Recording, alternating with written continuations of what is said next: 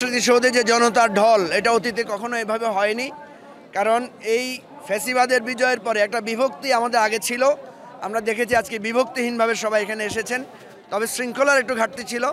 আমি এখানে দাঁড়িয়ে প্রত্যাশা করছি যে আমরা যে প্রত্যাশাটা করি যে রাষ্ট্রটা সংস্কার হবে, একটা গণতান্ত্রিক প্রক্রিয়ায় একটা সুষ্ঠু নির্বাচন হবে এবং আমরা একটা নতুন ধাঁচে নতুন রাষ্ট্রে পরিণত হব, নতুন একটা অধ্যায়ে আমরা উপনীত হব।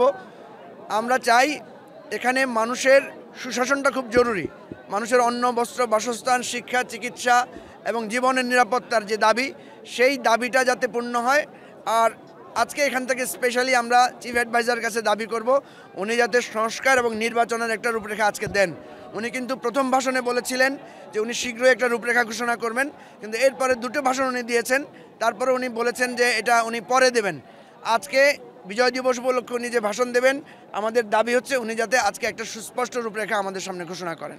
এটাই আপনাদের সামনে আমি ওনার কাছে আবেদন রাখছি। আমরা বিগত দিনে দেখেছি যে রাজনৈতিক যে সহাবস্থান যেটি থাকার কথা ছিল সেটি ছিল না।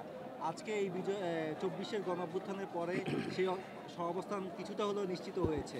সেজন্য আসলে আপনাদের কি বক্তব্য আছে? আমরা এই যে সহাবস্থান তৈরি হয়েছে এটাকে আরও সুদৃঢ় করতে চাই, আরও সুশৃঙ্খলভাবে করতে চাই। আপনারা জানেন যে জাতিকে দুটো ভাগে বিভক্ত করা হয়েছে এবং জুলাই আগস্টে ফ্যাসিবাদ বনাম গণতন্ত্রীরা দুই ভাগে ভাগ হয়েছে। এখন আমরা চাই ফ্যাসিবাদের একটা যৌক্তিক বিচারের মাধ্যমে একটা ন্যাশনাল রিকনসিলিয়েশন যাতে হয়। ফ্যাসিবাদকে যারা সরাসরি নেতৃত্ব দিয়েছে, ফ্যাসিবাদের যারা জন্ম দিয়েছে, তাদের একটা সুস্পষ্ট বিচার হতে হবে।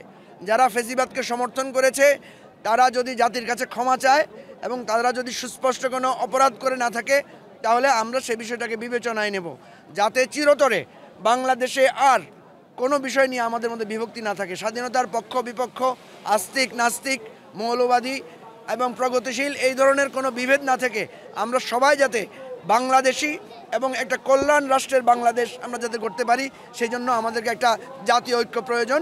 আজকে বিজয় দিবসে সেই ঐক্যের একটা অঙ্গীকার আমরা এখান থেকে ব্যক্ত করতে চাই।